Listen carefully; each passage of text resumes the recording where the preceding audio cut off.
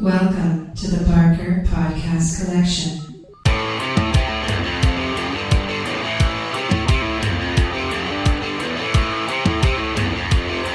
I suck, you suck, I suck at Call of Duty.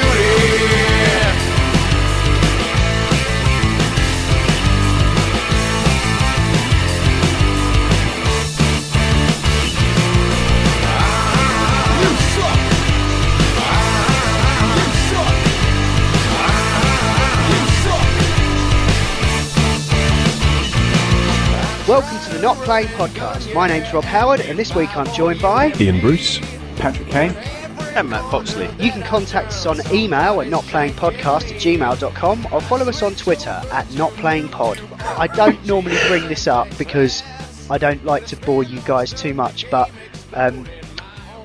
I've really been playing an awful lot of Hearthstone. Oh no! And Matt's always telling me what I should do and what I shouldn't do in Hearthstone. So I'll try to keep this fairly brief, but yeah, I've sort of think I've broken the back of it. You know, I've sort of been regularly getting up to rank 15 out of 25.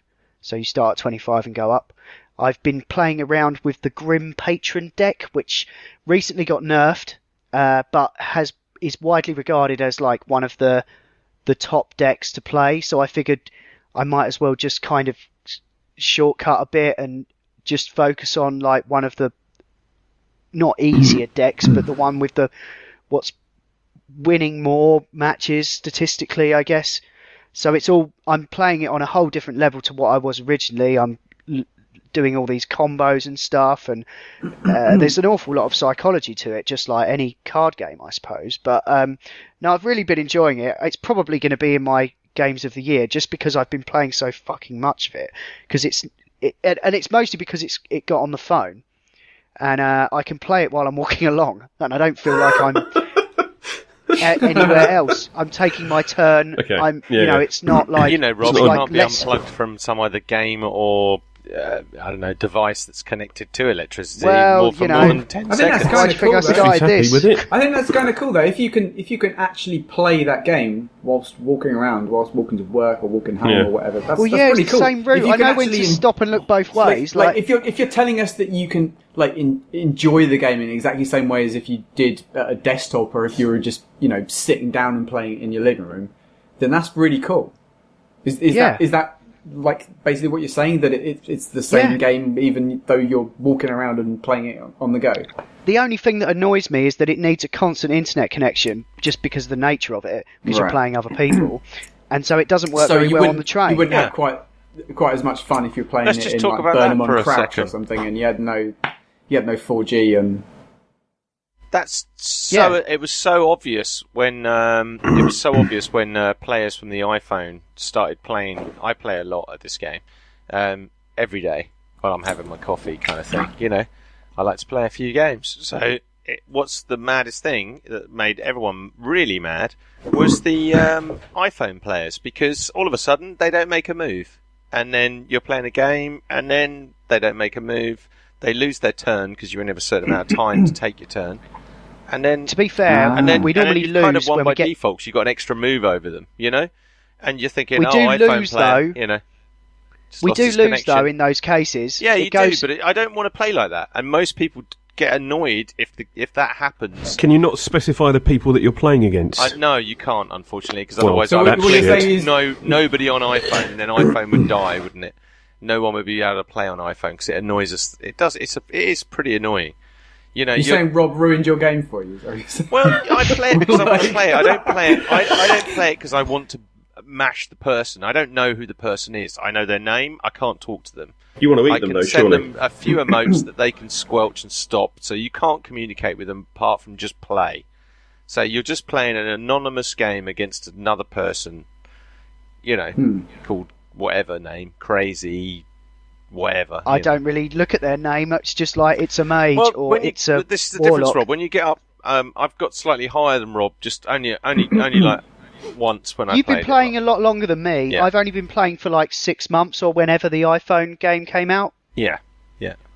So I've been playing since launch, so since beta, and the decks are so complicated. I mean, you can get a basic deck off the net and stuff, and work it out and sort of thing, or the game will do it for you. Normally, give you a terrible deck, but then you just have to play it and then work out where you're getting beaten. Bit like having so many chess pieces. Chess is actually probably a little bit simpler.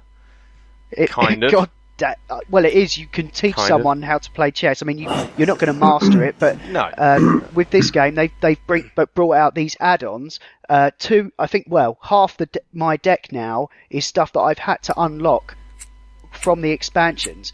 I haven't paid for them because every game I play, I get a little bit of money for like winning and doing daily quests. So apart from like right at the beginning when I first got the game, and I was just like, well, I'll have a flutter on see what I can get out of spending this much money because I had some vouchers.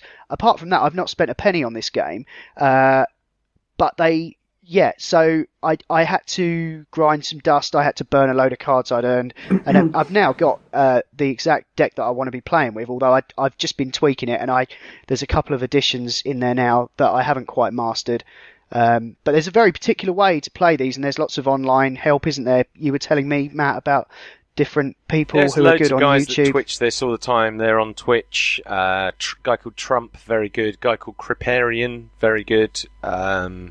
Those guys, Reynard, exceptional player. They all play in the tournaments, all play this sort of stuff. The thing is, though, the balance of this game is really good. Even if you don't buy the expansion, you can build a deck from the basic deck. You have to level up. You have to play a bit to get the levels up, to get the cards. But you can basically play a bit, and you could get a deck reasonably well together that will beat any deck. They've kind of balanced most of the cards. Even if you've got like a whole legendary deck, wouldn't beat like a constructed clever deck sort of stuff. And you may lose against him, but the way the ranking system's done, the next time you rank up, you won't get that person. You'll get someone else. So therefore, it's on our. It's the matchmaking's pretty decent. It's a bit of a. It's not bad. It's a bit of a treadmill where it goes like the whole mechanic, which Pat would like. The whole mechanic that it works out that you only have to get like 51% win ratio. Play enough games, right? So you can get any deck to legendary as long as you play enough games. So work that also, out. I noticed at the start of the crap deck doesn't work. Play. So is it like Tiny Tower then? Where because of the ladder? Just because there's no. As long as you play it enough, you'll get stuff out of it. You will, but the time element you'd have to invest and lose in so many games to get that. You need 51% win ratio. So if you get 51% win ratio, you could play that to legend. How many games it would take you depends on your skill level and on what your skill is, and being able to predict what. I was saying, Rob, earlier.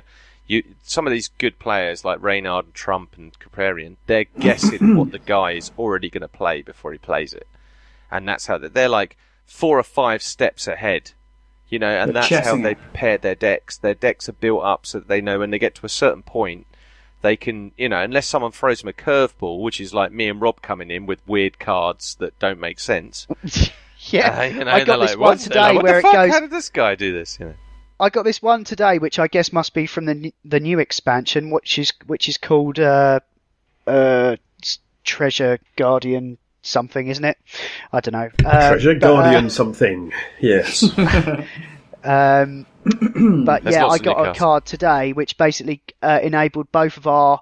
It gave each of us a card that let us rock out, which I think just gave me like 3 random peons, played a little guitar solo or something, and I don't know, it was just crazy. Oh, that's a really old card, but it's a legendary. Yeah, it's a really old card. It was in the first thing. Yeah, it puts rock out on the screen, and then you get like something. I've never had that card. It's a full-on legendary. It's pretty rare, Oh yeah, we had Grand Tournament earlier in the year, and then we've just had another release. Oh God. Oh, the one now. Because Explorer. Yeah, what's the one that's just come out? Explorer. Why is that not even Explorer? I'm playing it now. I'm actually playing the game League of of Hearthstone while I'm talking Explorers, to you. I'm actually losing, but how rude! How rude! Sorry. He's in the zone. I'm always actually shaving my balls while listening to you. Me, I do like 9 things at once. Yeah, League of Explorers Tinkering is the is latest. one of them. So you how is the new expansion, Matt? You said you just got that. I've just done the first 2 tiers. So the first 2 tiers opened. So I killed all the bosses. I did them with my shaman deck, and then I had to switch to the. You have to any spoilers. You have to. This total spoiler. Some of it you're not fighting a person. You're fighting like a minecart or a tunnel. So you have to it just spams stuff at you, and you have to kill it or last for 9 turns to get through it. So it's quite fun. It's different mechanics, like whatever. They do mix it up a bit. Yeah, I think because I'm only playing through the second expansion at the moment, and there's there's one of the fights where they've got there's 5 peons. None of them can attack you, but if they die, it sort of causes one of the minions to die, and you've got to keep that enemy minion alive or something. It's mental. Yeah, while you're tanking the guy's face and stuff. They do that on the solo stuff. They do that a lot, which is really cool. It's quite a good. It's quite a good mechanic. Sometimes you're like, and you can play all this on different levels. Like normal, heroic level is insane. It gives them loads of extra hit points. They'll get double their abilities. So you What's really the benefit of doing the heroic challenges? Because you don't get extra cards for just it. Do it for fun. Do it. Right. Try your deck out. See if your deck can beat it. People post silly things doing crazy decks that completely destroy them. And just try it, man. They're hard. They're very hard. You have to get it absolutely bang on right. No, just to give you an idea of I don't know how much fun this game can be. Just as a sort of like a LAN kind of experience. Me and Matt were playing this, him on his computer, me on my iPhone, until about 5 o'clock Saturday morning. Yeah, we were very drunk. We were very drunk, but it was so much fucking fun. It's like that board game. You could see my board though, which was a bit unfair. I wasn't looking at it. I honestly wasn't looking at it. I could see my fucking board. He was looking. He's on his iPhone. I can't see his iPhone, can I? And he's looking up. Not once did he say, "Oh, do you want to just look at my iPhone and see what I've got in my card?" But every time he's looking at the screen, it's like the big 27-inch screen in front of him. Oh yeah. Oh, I'm not looking at that at all. No, I don't know what you. Oh look, I've just Did you lose, Matt? Is that where that's going? No, I don't know. I can't remember actually. I think you beat me twice, but then I won twice. Yeah. But that has nothing to do with me looking at your screen. Nothing to do with me getting more drunk as it went on. It's a good game. It's free. It's free to play, so you can download it, play it, and you can play. And the ranks are done. You can beat people up to you can get up to. You'll easily get up to 20 with a basic thing, and it's good fun. And then when you lose, it goes. You can't lose rank. Yeah, you can't lose rank. It's pretty. It's a Blizzard game. It's pretty fair. It's pretty balanced. It's pretty good. All their games. It's been around for a while now. It has, a couple of years, I think. But that's why I wasn't sure if it counted as a game of the year. But I think it came out on iOS this year, so I think it counts.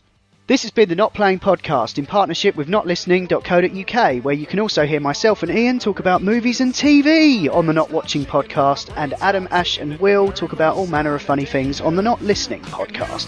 You can let us know what we're doing right or wrong via email at notplayingpodcast@gmail.com, or you can tweet at or follow us on Twitter at notplayingpod. You can find the show notes for this show at notlistening.co.uk, and if you're listening to us on iTunes, please do give us a review. Anyway, that's all for now. Thanks for listening. See ya. And a Merry Christmas to you. Oh shit, it's Christmas, isn't it? And a Happy New Year. Suck at Call of Duty.